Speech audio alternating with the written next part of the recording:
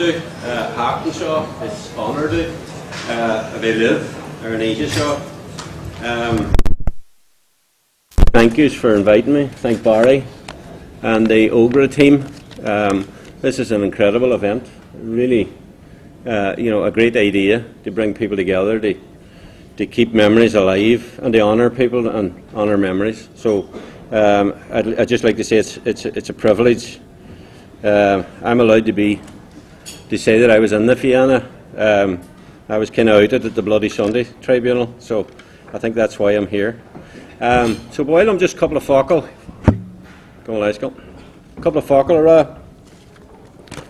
I've been told by the table on the left to make it 2 minutes. So this is the worst slot of the evening. I'm between you and your food.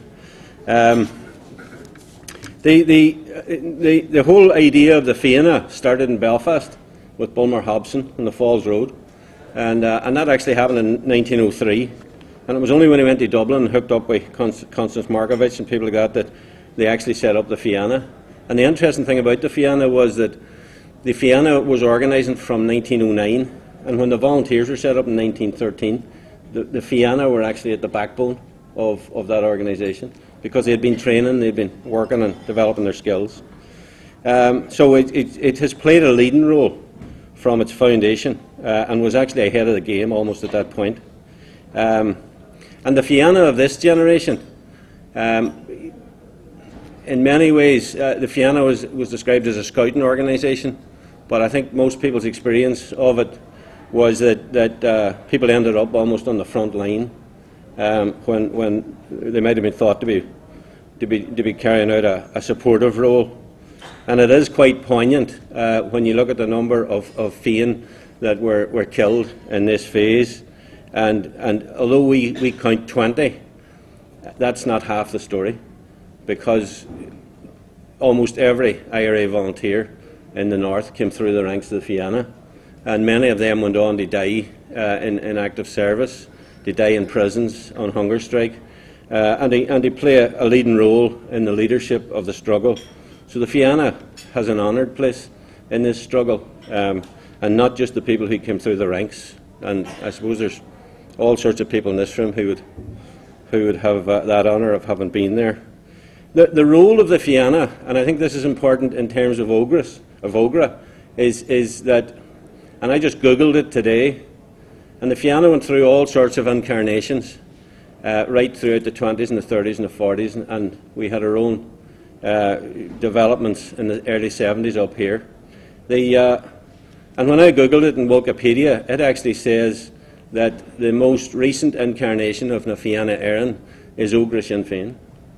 And I think that's very apt, because in the struggle that was developing in the 70s, the Fianna were involved in an armed struggle situation, and played a key role in preparing activists for leadership, for activity, for activism on the street. And now that we're in a different situation, where we have moved into political struggle, then the role of OGRA is the same. And it's very heartening to see people here from all around the country, from Cork and Limerick and all parts of the 6 counties. And you can see the future leaders of this struggle, and many of them are in this room. There's an Irish language organisation in the south called Cumann na Bhíonn, which is a very, very hardline youth movement in Irish.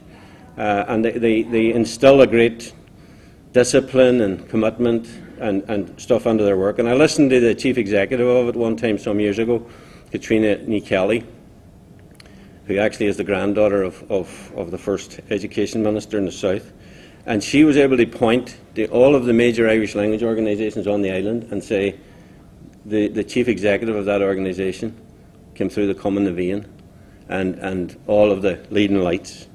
And in many ways, I think that OGRA should be able to look back in 10 years' time and look at the Ard Comhairle of Sinn Féin and the leadership of this Republican struggle, and hopefully be able to say that all of those people cut their teeth in the activities of OGRA. So I actually think that that's the job of the OGRA organisation. This initiative is very, very apt, and I couldn't congratulate Barry and his team enough. I think they actually bring families together, and they remember the names of those young men who gave their lives at such an early age, and who forfeited the career opportunities and the family opportunities and all of that. It is very poignant, and I would like to especially welcome the families and pay tribute to the families.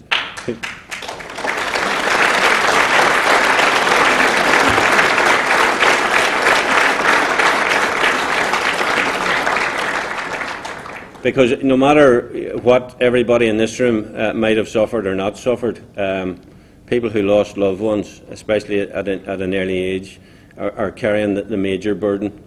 So I would pay tribute to yourselves and welcome you here. Where we're at now, building political power, it's the same struggle, it's different methods, it's the same ideal, it's the same vision as those Fianna died for. We're doing it in a different way, and the responsibility for that is in this room among you young people, because we have actually built a Republican organisation on the island that is as strong as at any time ever in the history of Ireland. We are actually poised to finish this struggle, and I think it's these young people in this room who will deliver on that project, and we're going to roll back 800 years of colonial occupation of this country.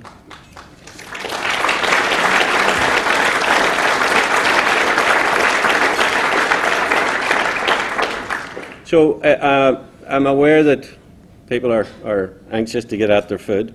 I would just like to say to Ogra that you are the people who are keeping this flame alive. You are the people who are walking in the footsteps of those Fianna who fought and died and brought the struggle to this point. And you're the people who are going to fulfil this dream that we all have. So, Cogardas Live.